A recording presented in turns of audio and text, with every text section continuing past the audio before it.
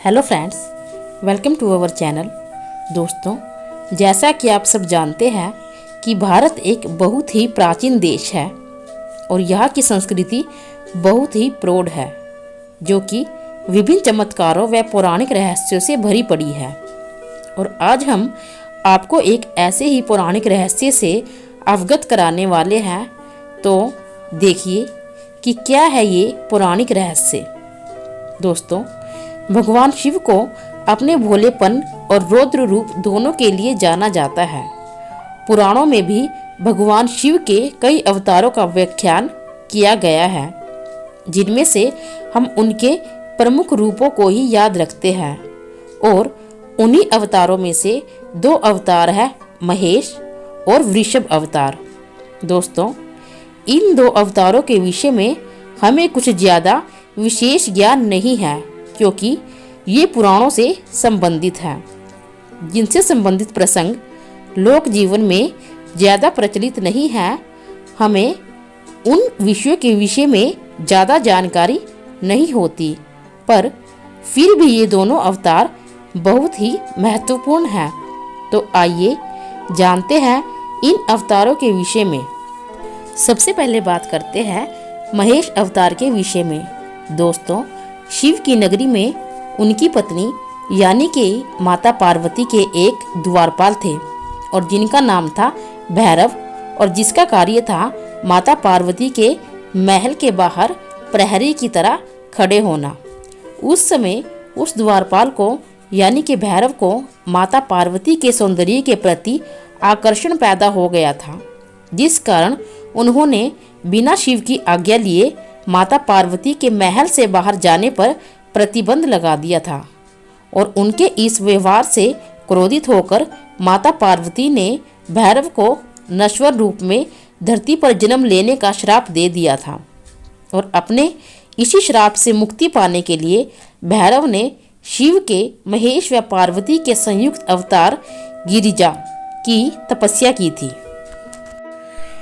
और भैरव की इसी तपस्या से प्रसन्न होकर महेश व पार्वती के संयुक्त अवतार गिरिजा ने उन्हें इस श्राप से मुक्ति प्रदान की थी।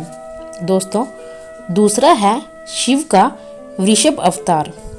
शिव ने यह अवतार एक बहुत ही जरूरी कार्य को पूर्ण करने के लिए लिया था। आपको समुद्र मंथन की घटना के विषय में तो जानकारी होगी ही। कहा जाता है कि जब समुद्र मंथन हुआ था तो उस समय उसमें से कई बहुमूल्य चीजें जैसे हीरे, चंद्रमा, घोड़ा, ऐरावत हाथी, लक्ष्मी, विष व अमृत से भरा हुआ पात्र निकला था। विष को तो भोलेनाथ ने अपने कंठ में धारण कर लिया था और नीलकंठ कहलाए थे।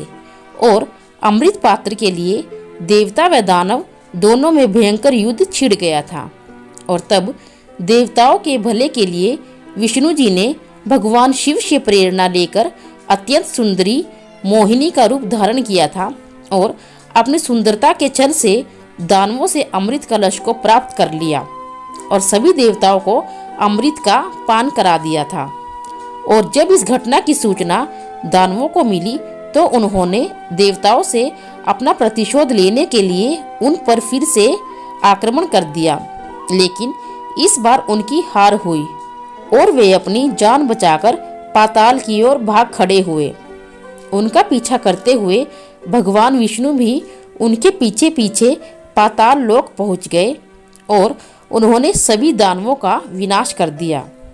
वहां पर जब पाताल लोक में अप्सराओं ने विष्णु भगवान को देखा तो वे उन पर मोहित हो गई और उन्होंने भगवान शिव से विष्णु को उनका स्वामी बन जाने का वरदान मांग लिया।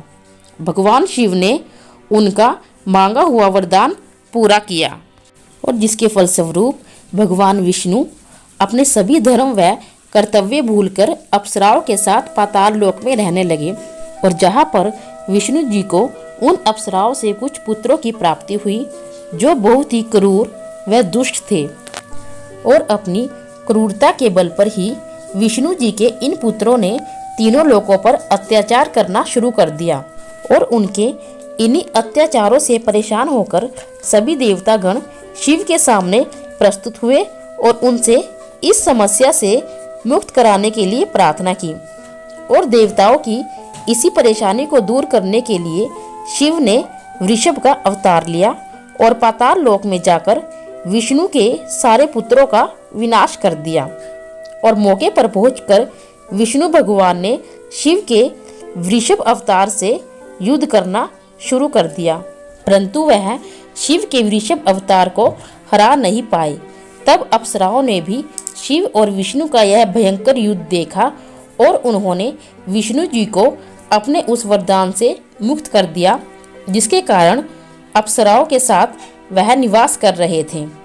और जब विष्णु को इन बातों का संज्ञान हुआ तो उन्होंने शिव से क्षमा मांगी।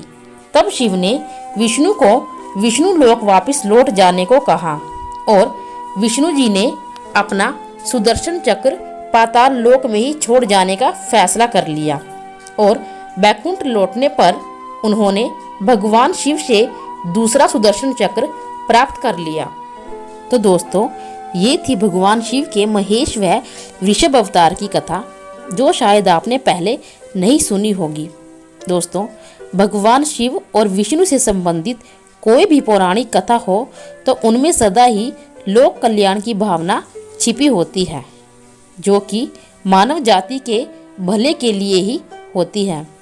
तो दोस्तों, अगर आपको ये वीडियो अच्छी लगी हो तो हमें कमेंट करके ज़रूर बताएं और वीडियो को लाइक, शेयर व सब्सक्राइब करना ना भूलें।